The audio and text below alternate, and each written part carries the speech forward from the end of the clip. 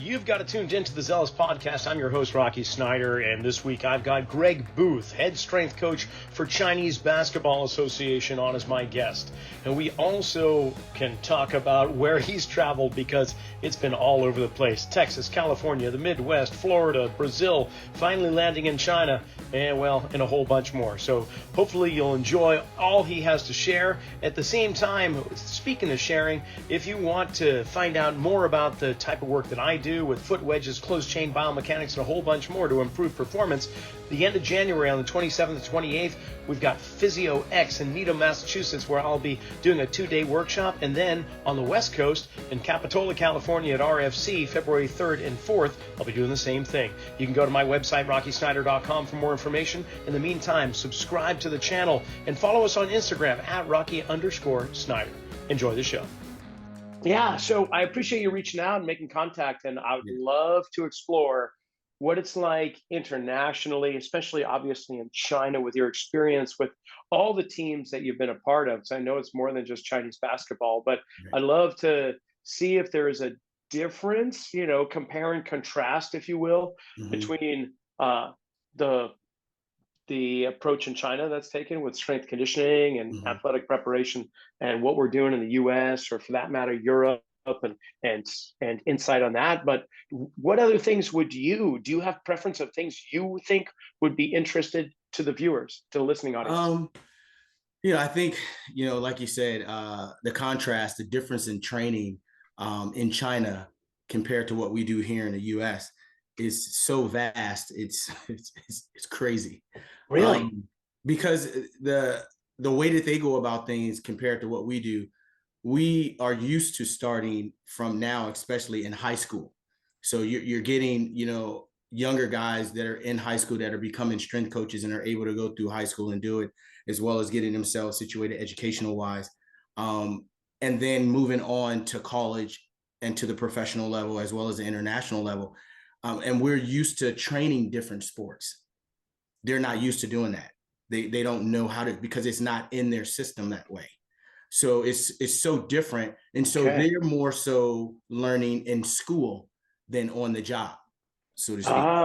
Yeah. So it's more academic, and it's more not necessarily practical experience that they're getting.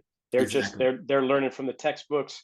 And of course, it takes a while for those books to be published and written. And so automatically you're somewhat dated if that's how you're getting your information. That's where you're going. Exactly. Okay, Exactly. cool. And I'd love to talk maybe at first about, how did this kid from Texas wind up in China? That type of thing would be a great story. Because the majority of the listening audience is 24 to about 40 or 44 years old, in that age bracket. They're getting into the professional realm, or they're interested in tapping into that higher level of training and conditioning. And it's always good to hear somebody's story of how they got to be where they are, so that people see that there's more than one way to skin the cat, so to speak. Right. I don't speak of specific athletes, rarely, unless the guest wants to bring somebody up. But there's plenty of sports talk all about specific athletes that I want to respect their privacy and their private life.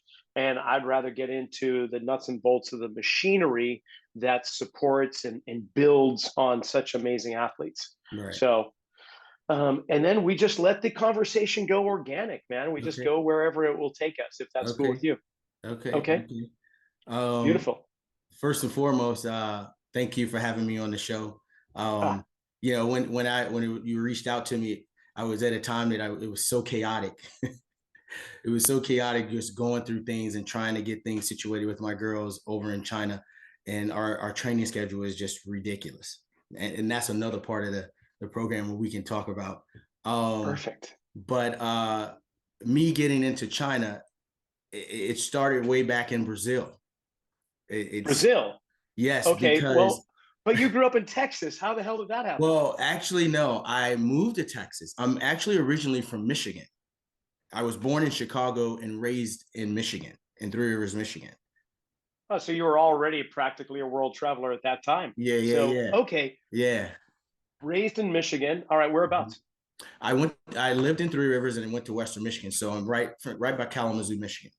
Nice. So raised there in country, a farm boy, baling hay, doing that stuff, as well as, a football player, football, track, and baseball. So that was, my cue to stay in sports because that's what I knew. That's what I wanted to do. Sure. So anyway, grew up there in Michigan with my grandparents. It was a great experience being with them, being with my aunt, and being taught how to be able to treat other people, especially when you're coming from a small town, and my grandmother's from Arkansas. So when you get someone from the South, it's totally different the way you're being raised. And so I had the honor to be around a lady. She passed away actually while I was in China. Like, Mm. um, and it was just a great opportunity to be around a lady who was successful as a grandmother, as a parent, as a wife, as a Christian. So I grew up in that aspect, in that home life of just, what, you do you, and you become who you are, and just live life, do your thing. And so that was one of the things that I took at heart, especially when my grandpa passed away when I was 8. It was something that I always taught, said, what, Greg, you have to do what your grandfather has taught you and be the man of the house now. And so that's what I did. I took it upon myself to be the man and been able to grow up with women. So now when you're growing up with women, you have a whole outlook of of something totally different when you're just growing up with a man or both parents. My grandmother just told me, hey, just live your life, do your thing, and we'll be proud of you whatever you do. And so that's what I did. But anyway, coming from Well, I get a sense that you have a tremendous level of respect for those around you, and not just women, but you kind of, with the suggestion of from coming from the South and having that influence, or your elders coming from the South. We always said Mr. and Mrs. Exactly. You never called an adult by their first name. It was always Mr. Johnson or Miss Epstein or whoever it was. Yes. It was only when you became adult did you receive that title or honor to actually talk to them by their first name, if you even did that at that point. Because, like, for me, growing up in the Northeast, same thing. It's like all of our neighbors were Mr. and Mrs. and so on. And it felt very awkward to call somebody by their first name. And that has diluted considerably over the course of time. Where Yes. my kids now, yeah, they call adults by their first name. And I got to tell you, there's a little side of me in the back of my head that's going, I don't know if that's really right. So half the people that they know in our lives are Mr. and Mrs., and the other half are Bob and Susan and whatnot. So Yeah. I don't mean to ramble on, but I think I know what you're saying there, right? Yeah, you're absolutely right. And it's, like I have a 7-year-old daughter. I'm 50, I just turned 53, mind you, October Good 8th. for you. Yeah. All right, there you go. We're in the 50s. And it's all about yes and yes, sir. Or yes and yes, ma'am. That's the way we were raised. And so I teach my daughter that, and I tell her, and she's in jujitsu. So this is one of the things that I wanted for her to be understand is that when you're doing something, you want to put 150% all in, and you want to pay. And I give her 3 things. I gave her 3 words ever since she was 3: pay attention, listen, and absorb. Those are the 3 things. And you can ask her now at 7, what did daddy tell you? Pay attention, listen, and absorb. So those are the things that I took from my grandmother, and I absorbed a lot of things. I paid attention and I listened to everything that she said. So it made me who I am today, basically. And so, like you said, I respect everyone that's around me. I don't go out of my way to hurt anyone.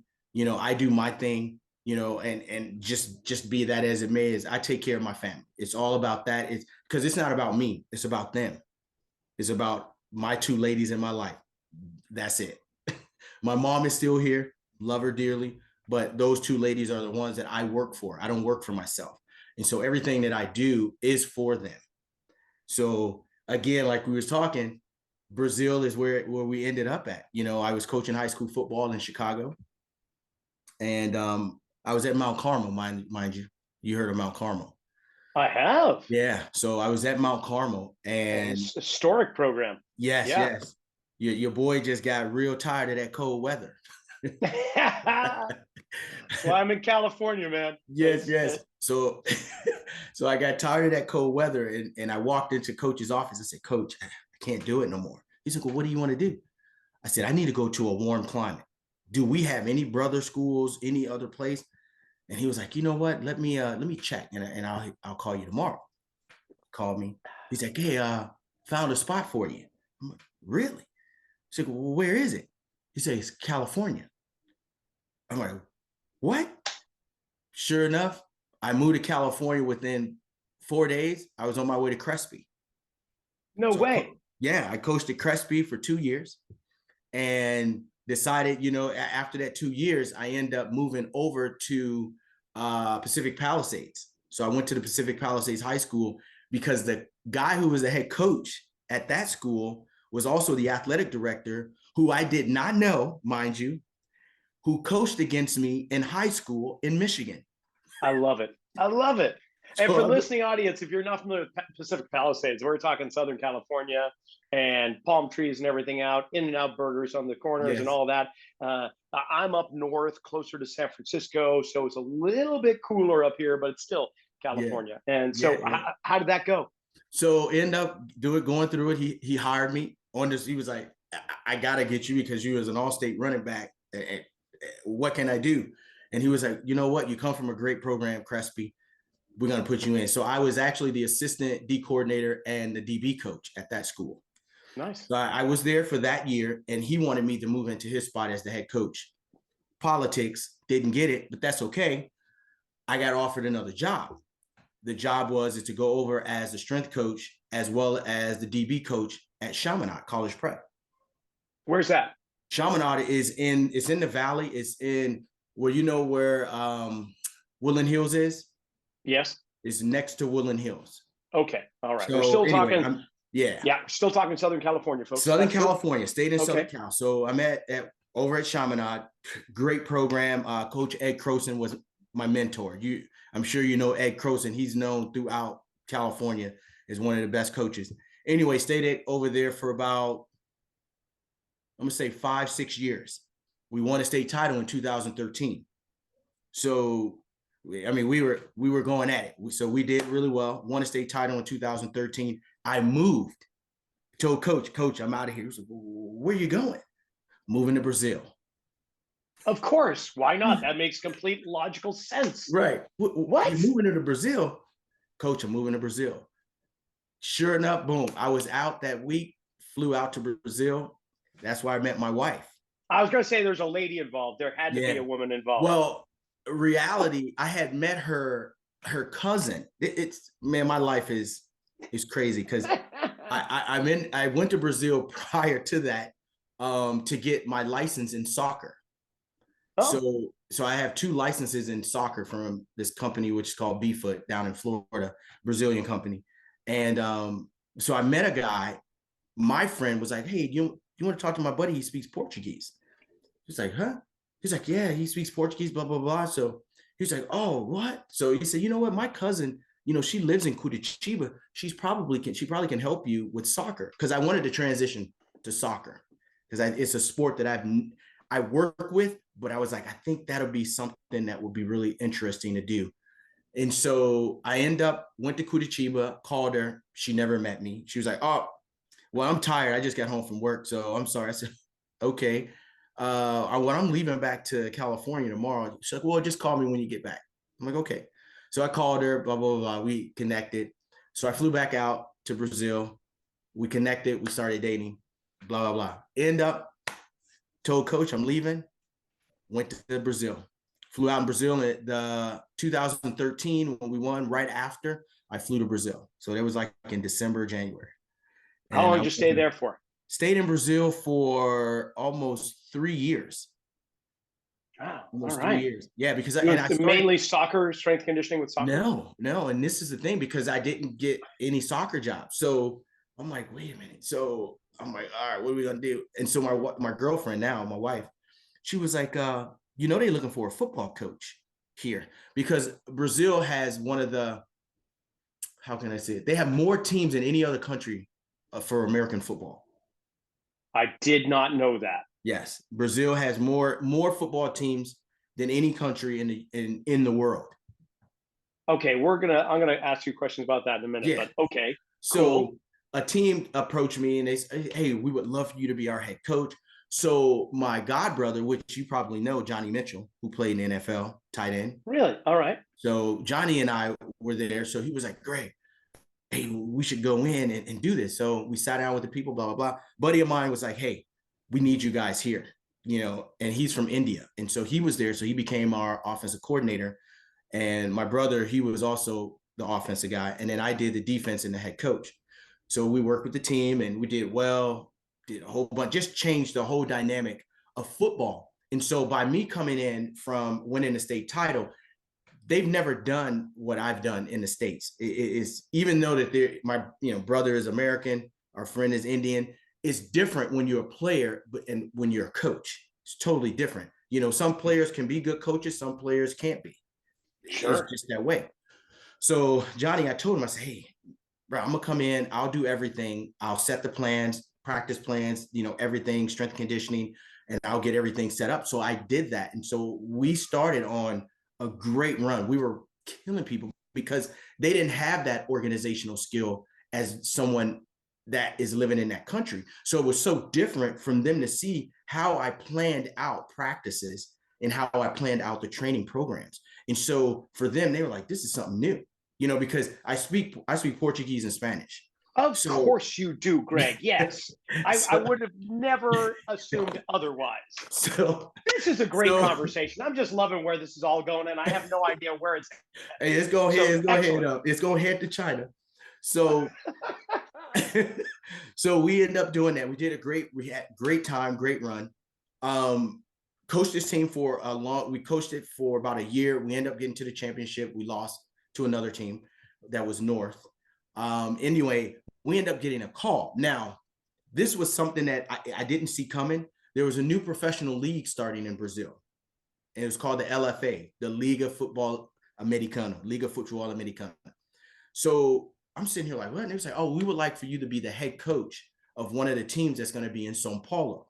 And so there was going to be 2 teams in Sao Paulo, 2 teams in Rio. I think it was 1 team in Bahia. And then it was about 6 teams. But anyway, I got the coaching job. I moved to Sao Paulo, and my girlfriend at the time, she stayed in Curitiba. She was pregnant. So we were like, okay, all right, boom, I'll be there. Come to find out, I became friends with another guy, which you probably know, which is Tony Simmons, who played in the NFL as well, played at University of Wisconsin, who actually played in New England Patriots. Yeah. So we, him and I, we're good friends because he's the other head coach of the other team in Sao Paulo. Wow. So we were, so it was just him and I, and then there was a couple other Americans that were spread out, a couple over in Rio, about good friends of ours. So we just had a great time, just building our teams, getting everything done, we had a draft. It was a whole big thing. Great. Neither did we know the guys didn't listen to what we were saying, and it actually folded. The league folded, which was fine. I had no problem. I ended up going back to Curitiba. They, of course, as long as they was paying me, I was good, bro. That check in there, I'm good. But I went back to Curitiba, and Patricia was like, don't you want to go back to the States? And I'm like, I don't know, because I was so relaxed and comfortable in Brazil. It was the stress of being here in the States. I didn't have it in Brazil. So I was like, I don't know. And she was like, well, why don't you try? I was like, okay, fine. So I ended up putting out my resume. I sent my resume to various colleges because I wanted to go to college. I didn't want to go back to high school. So I wanted to do college. So I got 4 hits. 2 of them were from Iowa, 2 were from Florida. And I was thinking, I said, well, I lived in Florida before. I don't really think I want to live in Florida again. And then the Iowa, both of them, one was from Des Moines, the other one was from Grinnell. And so I was like, okay, Division III school. It's one of the most expensive schools to go to, Grinnell College. They have one of the highest, endowments that you can look it up, but they have one of the highest endowments in the country. I think it's like 1.5 billion was their endowment. So to go to that school now is about $66,000 a year. So he said, hey, I want you to come in, for this interview because we like you. I think you'll be a great fit for us. I'm like, okay. The other one that I like, which is in Des Moines, it was good. It just didn't feel right. So I went on over to Grinnell. I took a train, Amtrak from Florida to Chicago, stayed at my mom's for a couple of days, and then drove over to Iowa to Grinnell. Got to the school. They welcomed me with open arms, talked to the coach, got everything situated. So I started working at Grinnell College. 2015, All right. 2015, started working All at right. college, somewhere around in there. And great opportunity for me to be a coach. So I was the wide receiver coach, the assistant special teams coach, and the assistant strength coach. And it was one of the best things because it was great for me to be able to come in and start utilizing what I've learned in strength and conditioning, because the strength coach was a cool dude. He was a defensive coordinator. And he was like, Greg, hey, come on, man, let's get it in. So basically I work with women's tennis, women's soccer, women's volleyball, and women's basketball. So those were my sports. Nice. So yeah, so he was like, Greg, we have to program for these girls. We have to program everything for them for their season, blah, blah, blah, in season, off season, so on. I was like, okay. So I started doing it, and it was a great opportunity because I was still learning. Yeah. Even though that I did it in high school, and I did a great job with the high school kids. Now it's a different type because now I'm doing college. This is a little bit different. I needed to come in and be able to understand how to program, how to transition, how to put the macro and the meso sector. I had to do all of those things to be able to understand. Okay, these girls need this, these girls need that, because they're a different sport. And so it was something that was interesting into me. And I told him, I said, hey, whatever you need me to do, whatever I need to learn, I'm here to do it. And so I did that for 4 years at that school. So in my second year in the school, I got a call from my agent. Now I have an agent. He's Chinese, mind you. Mm. Hey, Greg, do you want to come to China? I'm like, what? He said, do you want to come to China? I was like, what do you mean? Oh, well, they have a job position as a head strength conditioning for the women's national basketball team. It's 5-on-5.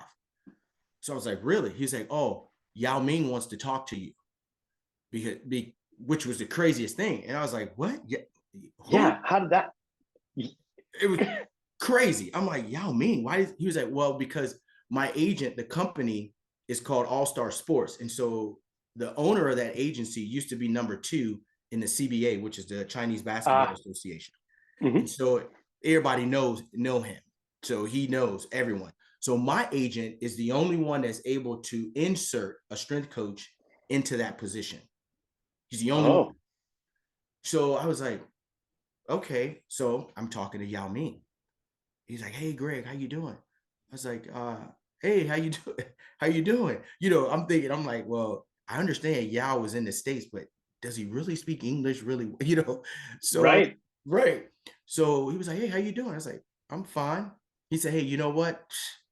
This is awesome. This is a great opportunity. I think you're going to come over here and do well. And I know with your background, you're going to be able to come in here and be able to change the women's program, because we're looking to put more money and funding into women's basketball. And I'm like, oh, okay. He's like, well, you know what? Hey, I got to go. It was nice talking to you. Look forward to seeing you soon. Okay. So my agent called me the next day. He said, Greg, I'm sending you the contract. I'm like, all right, send me the contract. I looked at it. I signed it. That January, I was on my way to China. So Wow. as soon as the season was over for football, because we didn't make the playoffs, I was on my way to China. I left January 4th. And what year was this? 16? 2015. Well, you 15. Say 2016, going in 2016. Wow. And it was so surreal because I'm like, oh my God, I'm at the airport on my way to China. And where in China were you going? Beijing. Okay. Beijing. Yeah, that's the hub of everything. Yeah. And it was just surreal. So when I got to China, that was even surreal in itself, because I'm sitting here like, I'm freaking in China. Like, who would have thunk I would have been in China. And so I was sitting here telling him, I said, okay, Greg, just come here and do your job. Just do your job. Your job as a strength conditioning coach is to come in here, train these girls, make sure that, from beginning to end, make sure we have no injuries, And so that was my whole premise of putting together my strength and conditioning program, because I wanted to make sure from the time that I got in from doing my testing, my testing protocols, until the time that we ended the season. And so I had to find out when we began and when we ended, because I didn't know how the season worked in China. And so, especially with the national team, it's a little bit different on how you're going and you're training, you're traveling, and so on. So when I got the schedule, I looked at it and I was like, oh my God, we leave here and then we don't come back until here. Almost 140 days. 145 days. Yes. 145 days. So we're traveling, we're traveling. Rocky, it was like we're traveling from country to country, from Japan to Canada to the USA. We would come to the USA and we would stay over a month because we played basically the WNBA team. So we would play 5 different WNBA teams here. So if we're in Seattle, we're playing a game there, we would be there for 2 weeks. We leave Seattle, we'll fly to Vegas, or we'll fly to LA, or we'll fly to Washington. This is what it was like insane. So I had to figure out, I'm like, okay, this is my schedule. I have to change everything in my training program to be able to keep these girls. So if we're doing everything and we're going up, I got to be able to maintain them through that time in season. So what was in your suitcase? Because I know you're going from one place to the other and it doesn't have the same stuff, from one hotel gym or from one rec center or one training facility. It's going to be primarily different. So you're going to bring some tools or toys with you. What were they? I brought tennis balls. I brought slide discs. I had tons of bands. I had tons of bands because I couldn't bring anything. I think I had 2 TRX. What else did I take? Multi-directional balls. And that's probably it, because because the thing is that when I would get to a location, especially if we were training at a place that I didn't, because the coach he was so impromptu. Greg, we're training today. And that I'll get to you on that as well, which you're going to be like, okay, I can understand. So it would be so impromptu, even though I knew what the schedule was, the training times were impromptu. So it was like, okay, we're training today, and you didn't have like game day -1, game day +2, or anything like that? They will tell me, so say we had a day off, it was like, oh, well, we're going to train in the afternoon. Well, how do you don't give me my time? It's like, and so I had to, like, off a whim, okay, boom, boom, boom. I have to go in and I'll have to change certain things. And I'll say, okay, well, we'll do this, this, and this. And then they will tell me, oh, well, they can't work too hard. Well, yeah, I understand that we're in season. So of course I'm not going to work them too hard, but I have to work them hard enough that, they're getting what they deserve and what they need, so that we can. So you were kind of handcuffed. Oh, constantly handcuffed. Constantly. Wow. I would be handcuffed because the way the Chinese work is great to work there. Don't get me wrong, is that especially at the beginning, you have to go along with their plan because you have no choice. Yeah, until you prove what you're doing has validity, and then they start to accept it, but potentially. Exactly. And so, and that's where it came in when I came in on the court, and coach was like, oh, what do you I had everything set up on the court. So I was like, okay, I'm doing high intensity. Okay, I have 15 girls. What am I going to do? Oh, okay, we're doing high intensity. So I set up 6 different stations. Boom. I had my girls in the stations. We're going 30 seconds on. We're going 20 seconds off. You're going to have a 30-second, so I had them just doing different things. We either had kettlebell swings, we had squats with the bands. We had alternating lunges. I had skater jumps, everything to help them to do what they need to do. But it wasn't hard on their joints. It was more body, so it was it was good for them, and it was good for the coach to see, oh man, he came up with this off the top of his head. So omnidirectional training with stability, of course, kind of Yeah. broken into a little bit mobility, accuracy, change of direction, all that stuff, body control. They could see that just on the circuit Exactly. that you had. Perfect. Exactly. And it was good, and we did well throughout the season. So everything that I did, like you said, we would be at a hotel in Turkey. They had crap. Yeah, I'm like, well, so I'm sitting here because every time I get some before we leave, I actually go on and research the hotel. makes sense. So I'm like, man, I got to see. Boom. What do they have? They don't have too much. So prior to that, I'll just go ahead and put down workouts that we're going to do. I say, okay, we're going to do this. We're going to do this. Oh, you know what? I'm going to have the girls doing this. So I would come up with different types of exercises for the girls, and it's mostly body weight. Push-ups, mountain climbers, jumping jacks. Sometimes I'll have the girls do fireman carry with one another, or they'll do, sandbag squats, but with each other. So I would have them doing different things for them to be able to actually get the workout, because if they didn't do anything, they would be non-existent. Sure. And so I told the coach, I said, coach, I got to make sure that the girls are getting what they deserve, but I can't do anything when we don't have anything. So he was like, oh, okay, well, what we'll do is we're going to try and find a place prior to us going, a gym, actual gym, because the budget was there. They can actually pay for it. Great. Okay, so we did that, and it was okay. But my whole time and my premise of that first year of me being in China was me learning. It was a learning experience for me to be able to understand what I needed to do, how I needed to do it, coming in with a program that's going to help them be successful, and having my program set prior to me getting in there. And so I had everything done prior, but then I had to change everything once I got on the road. And I said, okay, I have to adjust, and that's fine. That's what you have to do as a strength coach. And as you have experience, you got to understand how to do things. You got to be able to say, okay, I got to be able to do multi-directional I got to do multi-directional things. I have to do cone drills, ladder drills. I have to do whatever I can do to be able to get these girls to be steady and strong and stable. And so that's what I was doing. It And was then hard. in your life of musical chairs, then I get a sense that suddenly the music stops and you have to find a new chair. And so you stay with that team, with the Chinese national women's basketball team, but then you're not there right now, are you? I mean, where are you now? No. So let's leave the 5-on-5. So when I left 5-on-5, I was with them for 5 years. Okay. Left them. When I left them, I got offered a job to go with canoe and kayak, the national team in China.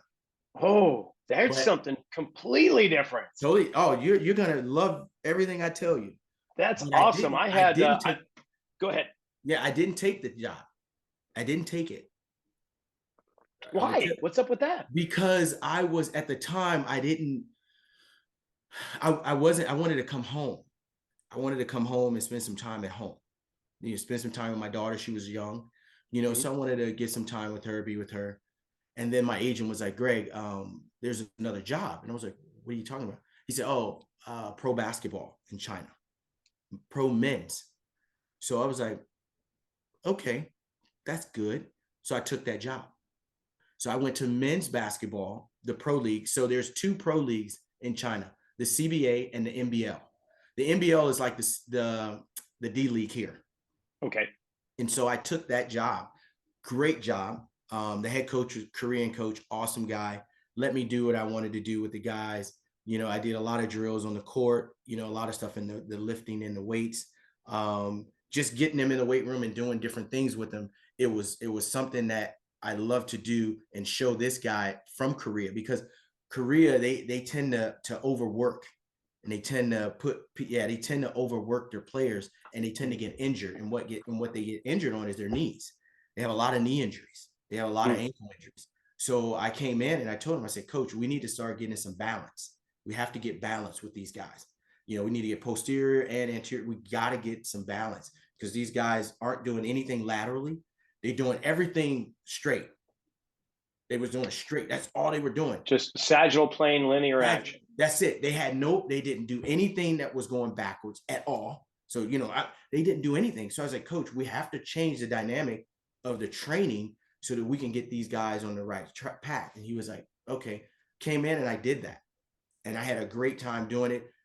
We had some guys that were really gotten stronger, gotten faster. They just did everything that I asked them to do.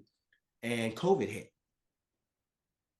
So the funny thing is I had just left for vacation, came home. Agent called me, Greg, you're gonna have to stay in the States. For what? Oh, there's an outbreak in China. I'm like, you gotta be kidding me. Sure enough, I couldn't go back to China because of COVID. Wow. So that happened 2019, right? Yep. To 2020. In January. Yeah. January. Because I came home for my daughter's birthday. It was the 22nd. I was supposed to leave on the 28th to go back. And things were starting to stir up in China by then. It wasn't until the middle of March that things hit the fan here in the US, but it was stirring already in China. Exactly. So anyway, I'm here doing my thing, just relaxing with the family. So now we're down the road, let's say 9 months down the road. Everything started, getting a little bit better around certain places. So my agent called me again, because we had dissolved my contract with the basketball team because I couldn't get back in. We dissolved that. They paid me out. He called me. He said, Greg, we have a new opportunity. I'm like, what are you talking about? Canoe and kayak. Again. It came back because the guy who was the big boss, Dr. Leo, he always wanted me because he was good friends with my agent. He always wanted me to go. So what they did is that the canoe and kayak men's and women's team, they left China and they were training in Iława, Poland. Yeah. So they said, oh, Greg, they want you, blah, blah, blah. I was like, okay, man. And I just skipped some other stuff. I'm telling you, I've been so many places. I didn't skip some stuff. I'm getting a feeling for it. I'm just a hint of it. I was with short track speed skating before that, but I'll come back to that. But anyway, so I go there to Poland. They fly me to Poland. I stayed in Poland for 4 months training that team, which was another feat in itself as well, because they want to do ergometer all the time. They have no understanding that, that puts a lot of stress on your knees as well as your back if you're doing it for a certain amount of time and too long. And so they were doing it, and I'm sitting here because I spent 2 days just looking, and I was like, okay, I'm gonna investigate what's going on. And I'm like, you're not supposed to do that. That's not good for their knees. And we had a sports science guy who was German who was there. So it was him, both of us. So we're looking at this and we're like, this is not good. And he had already been in China for 12 years. The German guy, he had already been there for 12 years. So him and I became close, and we were just going over a lot of things. And I was like, well, we can't be doing certain things because it's going to hurt the canoe and kayak. So to take it to where you want to know, I know you have a question, because canoe and kayak is Rocky is totally different sport. I've never imagined that I would ever go to something like that and learn something different. Never. But you did. Oh, Rocky, it was interesting because when you're sitting there and you're evaluating what's going on, you're looking at both canoe. Canoe is what? It's asymmetrical. Yeah. And kayaking is much more symmetrical, but an alternating kind of opposing fashion. Exactly. And so I had to figure out, I'm like, well, you have an asymmetrical sport and you have one that's not, that's actually you're sitting and you're actually moving, left to right. So I'm sitting here wondering, how do they get stronger? And, what do they do? And so I was looking and I'm looking. And so what I was finding out is that with the canoe, it was because it's asymmetrical. They're here. They're in this position the whole time. So what are we working? We're working what? That hip flexor on one side, glute medius and hip extensor on the other. Yeah. Yeah. So rotation and primarily in one direction. You got one shoulder flexing, one extending. Exactly. Yeah. And so I'm sitting here like, wow, Greg, you you done got yourself in something you don't know about. You done jumped in something you don't know about. So it was interesting because I had to sit back and I had to go through things, and I'm like, okay.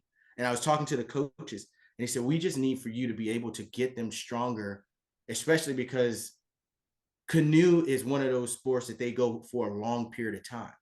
Mhm. And they need that endurance, but they also need that strength and stability in that knee joint as well as the hip. So I was like, okay. So I decided, I just started doing a lot of single leg RDLs.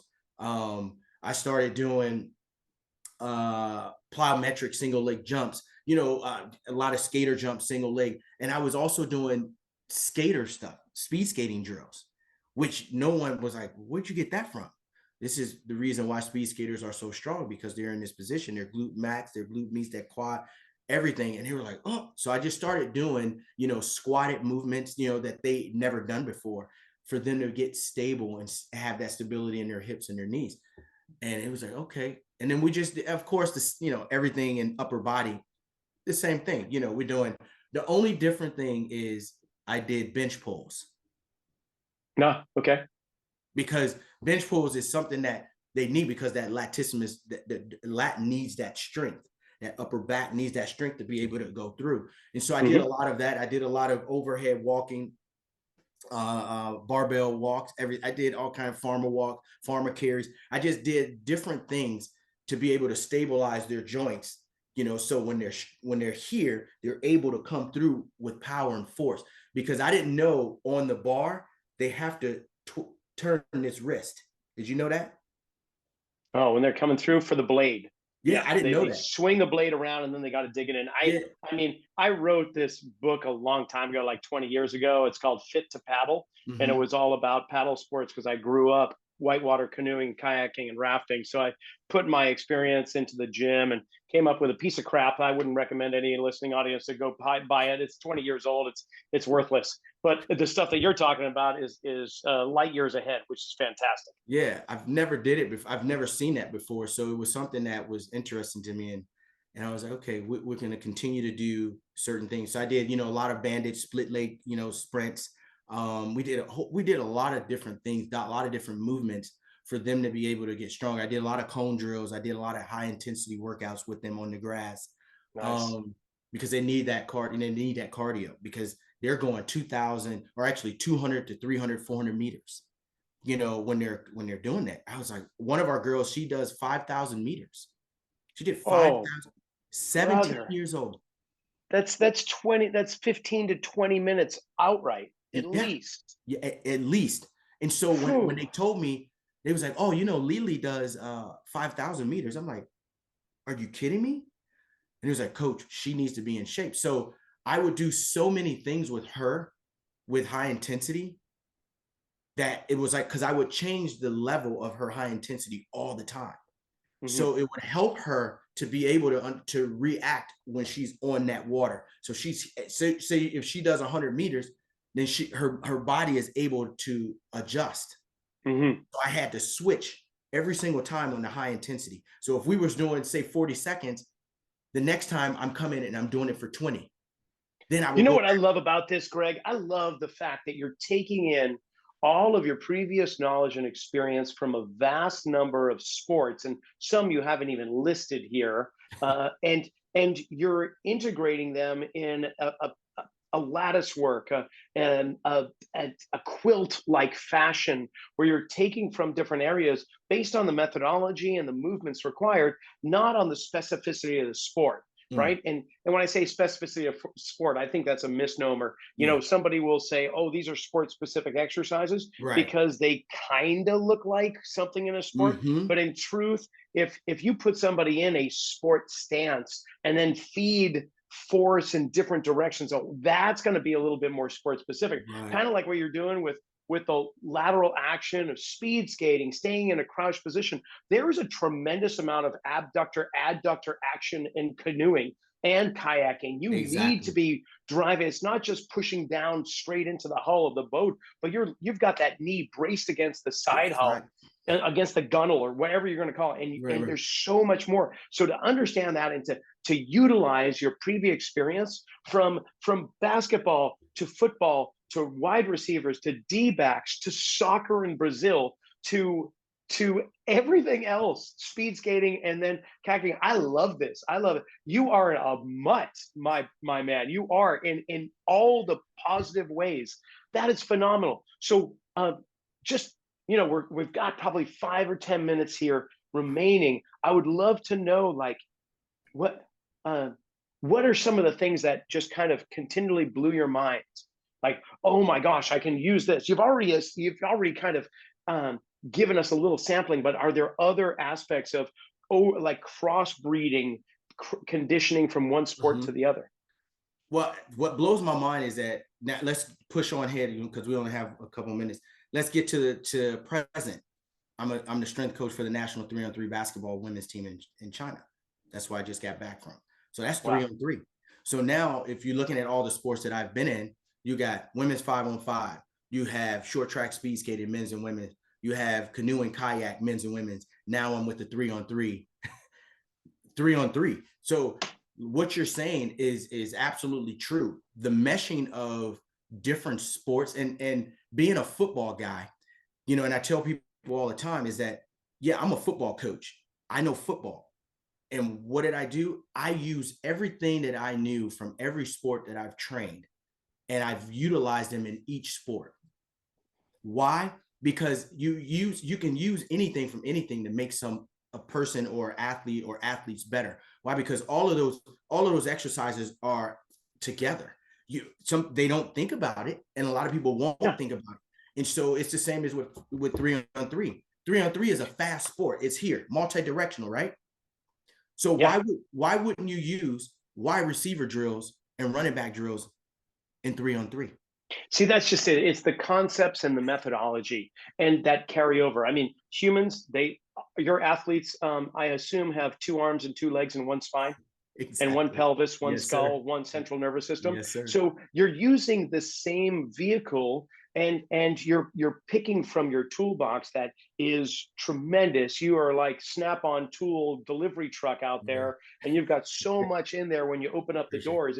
It's just brilliant. And you don't think of these specific exercises. And I think that's one point where for years in my early days of going to conferences, I would come home with exercises. Right. I would come home with this or that, and the clients and the athletes would be like, oh man, he went to a conference again. We're going to get our butts kicked and all that. Because I came home with just exercises. Somewhere along the way, not too far off in that early time, I realized that I need to come home with the concepts. Right. I need to come home with the understanding of what am I trying to get this body to do? Exactly. Because then the exercises are created once I understand what my goal is. Right.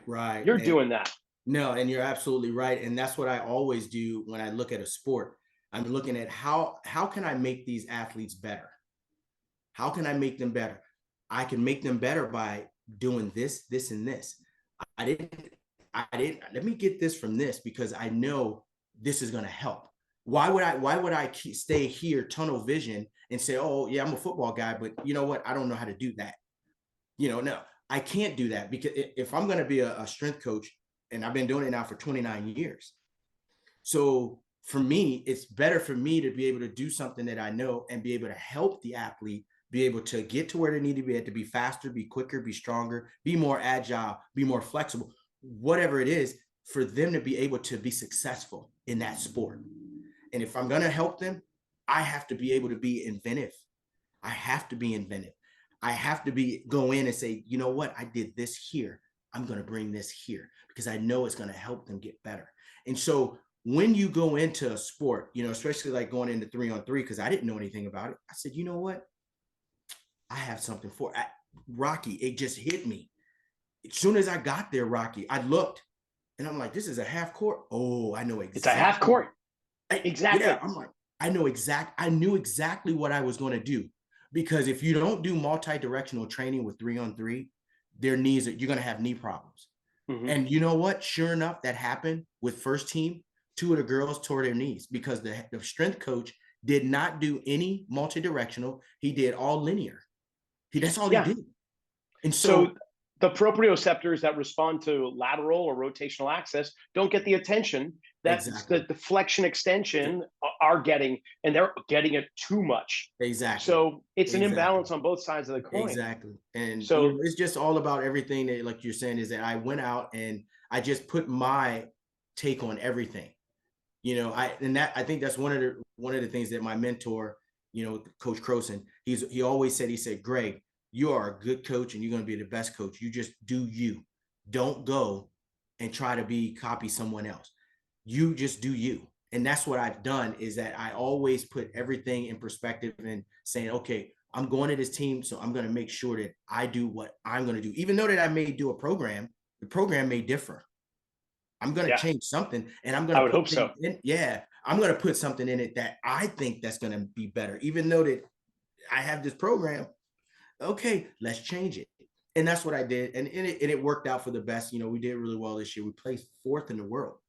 That's Um, fabulous. yeah, so which is good. We were at the World Cup in Poland, and that's Nice. where I was Back to at. Poland. Back to Yeah, Poland. bro. Big. Yeah. This year, Rocky, you don't understand, bro. We traveled. We'd had 82 games. Wow. 82 games, Rocky. That's about an NBA season right there, isn't it? And think about it. Whew. You're traveling, and then it's all about recovery, Rocky. How many women are on the team? We have a total of 7, but only 6 travel. Okay. Okay. So you sub in and out with just two. You got a sub for each of the players, basically. Yeah, and the problem Wow. is recovery, Rocky. Oh, I can only imagine. Oh, It's horrific. I know I only have a few seconds, but the one thing is about, like I said, about China, it's great to work there, but the culture is different because the girls don't like to do recovery. They don't like to do Oh. hot and cold. They don't like to do that because they have this thing about cold doesn't help them get pregnant. Mm. No, I'm dead serious. It's like they don't eat anything cold. They don't drink anything cold. If they do eat something cold, it's an ice cream bar now and then. But for the most part, they refuse to do cold, and they'll do the hot tub, but they will not do the cold. Now, I told them, I said, listen, we need to do contrast. I have to do contrast. We'll do it 8 minutes. You're gonna do 4 minutes cold, 4 minutes hot, but we're gonna 1 minute, 1 minute, 1 minute, and you'll be done. I said, you're gonna recover. Now, I can get that and shorten it. Now we don't have to do as much warm, or we can do more warm and less cold, whichever you want. Oh, let's do less cold. So I would cut it down and do 2, but then they would have to go and do 6 on the warm. But and that was my only way to get them to recover. And when we're on the road, I told them, listen, you have to foam roll. You have no choice. You have to foam roll. We don't have hot and cold. I need you to foam roll. I need you to stretch. I need you. Our team doctor was doing everything she possibly can to make sure that the girls are being able to recover. But I said, you have to foam roll at night before you go to bed. You have to. We have to do our foam roll prior to us doing practice. You have to. You have no choice. Because before we do those dynamic warm-ups, I got 10 minutes of foam rolling. I need 10 minutes, sometimes 5, depending on what the coach is. So it's all about what coach is. And so I always say, he said, coach, you got it. Oh, okay. 5 minutes, ladies. I put him on a clock. Rocky, I was always clocking everything because if you go over the time, right, he was like, he yeah, gets you're not mad. going to get the buy-in. Yeah, they're gonna rebel. Bro, well, the coach will get mad before the girls. The Well, coach. cultural differences be what they are. You're It's learning that, huh? it's Yeah, different, bro. It's different, but man. I love being there. I've been there now. Well, now it's 7 years. Wow. Because I left college football just to go there. So I did 4 years college, and I left that 4th year just to go China full time. So, Wow. and it worked out, but it was Man, good, I bro. know we could keep on going. We could Oh, bro. extend this podcast for another hour easily because I feel like we're just scratching the surface Yes, of your sir. experience. And Yes, sir. yeah, between the two of us, we've got a good deal of years doing this, and the Yes, fact sir. that you found it to be a lifelong career is commendable and it's just amazing. I'm going to throw in a description in the description below the podcast, like LinkedIn, your site there, and we'll put in the women's 3x3 on 3 team for Yes. a Chinese national team. We'll put in a little web connection in there. Do you have an Instagram that people can follow? Yes, I do. It's GregoryW.Booth. All right. We'll put Yes, that in the sir. description as well. Greg, this has just been fantastic. I can't thank you enough for making this happen. And I wish you the best in your kind of off season right Appreciate it. now as you Appreciate enjoy a little domestic life before you have to head back to Beijing. it. Yes, It's sir. been Yes, great. sir. I appreciate it. Anytime, brother, you need me on here, let me know. I think we'll be doing it again for sure. And that brings this episode of Zealous Podcast to a close. Thank you, Greg, for coming on. And remember, we have a new episode every week, Mondays, 9 a.m. Eastern, 6 a.m. Pacific, where we get guys like Greg and a whole bunch of other professionals that are behind and supporting those pro athletes out there. Until next week, go out and make it a good one.